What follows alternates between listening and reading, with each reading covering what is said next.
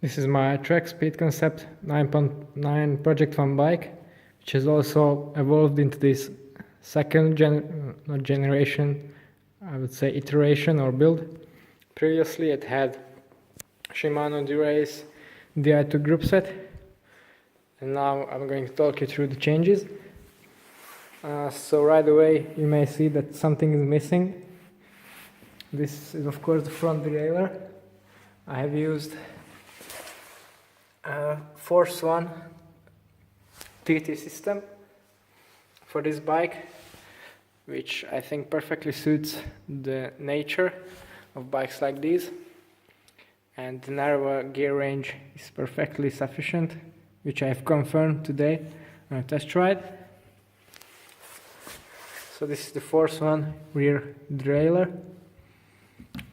which has a clutch system on it, like on a mountain bike version. Later I'm going to add ceramic speed pulley wheels to get that friction extremely low, like I did with my bottom bracket. The shifting itself is very nice, and I think perfectly fine for a bike like this, but more on that in a separate review.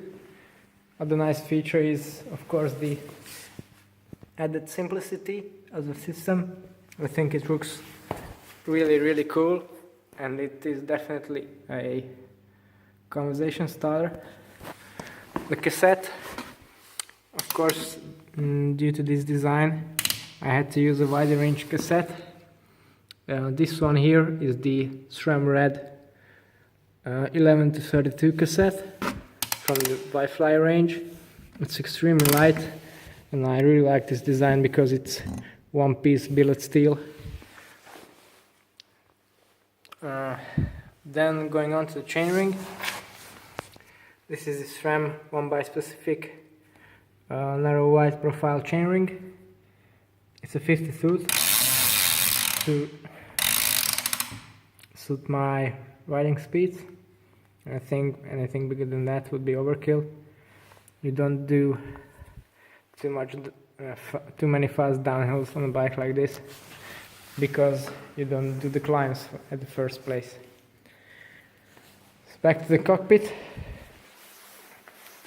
Here I have skipped on the traditional bar tape setup. I have left the skis completely naked, which is I think good enough, because you are gripping the bike anyway with the pads. Then the brake levers. I have installed some skateboard grip tape here to give me enough grip when cornering and slowing down. I have used the SRAM S990 Aero levers, which are extremely low profile, as you can see, and they have a very nice feature. When you undo this little bolt here, then you can basically adjust cable tension from here by rotating the lever itself, which is on a bike like this with completely hidden brakes. It's really a nice function to have, so you don't have to undo the complete brake, just adjust it. The levers themselves have a real nice shape, and thanks to the Jaguar cable housing and polished brake cable, they run extremely smoothly. I actually never ever had brakes as smooth as these, which is a really unique thing on a TT bike, because they usually suck in this area. So this part of the bar is just plugged in. You don't really need that anymore. And now here's another clever bit from SRAM. This is the R2C, or return to control, return to center shift lever. Because you may have noticed that these TT shift levers usually work in a way that you pull it up by shifting up, and it stays there. And when you decide to shift down, then just pull it down slightly. and they have a couple of clicks, and same for the downshifts. But this one is a lot more clever than that, because you set it up for one neutral position, which for me of course is horizontal because my skis are also horizontal. And now for both the downshifts and the upshifts, it returns to the same position in, well, basically all the way down the cassette, which makes it much more comfortable, quicker, and also more aero.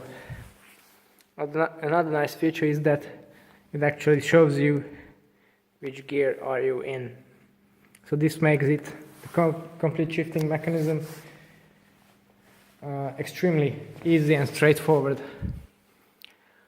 I also wanted to do a bit of trickery in this part, since it's not electronic. It's not really well visible, but this is actually aluminum segmented cable housing from Jaguar, which makes the lever action again extremely smooth. And this housing runs all the way down to the bottom bracket, where you have a cable stop, and then it exits here, which allows me to take a really nice tight bend, not much sticking out in the air. Also very low friction, Teflon coated black cable. Another change, as on my Medal 9 I have ditched my stages because it doesn't work with red cranks, and I didn't want to mess up the aesthetic and the SRAM build. So it's the same Quark Red D0, brand new power meter from Quark. Really nice, really reliable, straightforward setup, extremely precise. I rate it very highly this far. And the other interesting feature,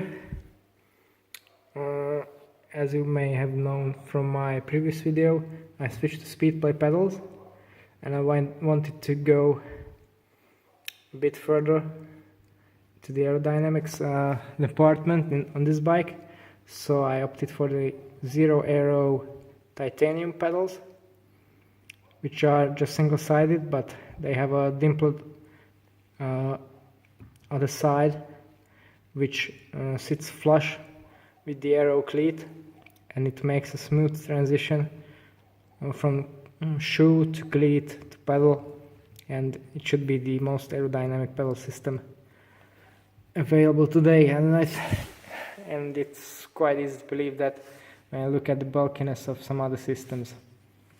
The downside is they are, initially at least, they are a bit hard to get into, but I think that just takes some practice and some breaking in from the pedal itself.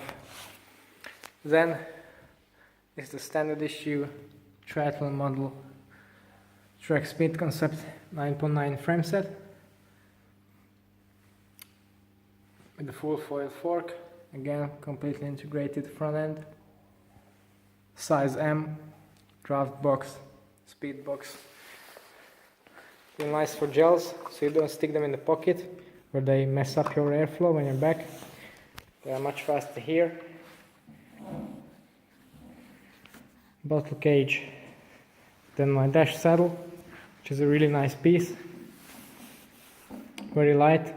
I'm planning to upgrade it to a complete dash combo, so it goes together with the seat post to save even more weight.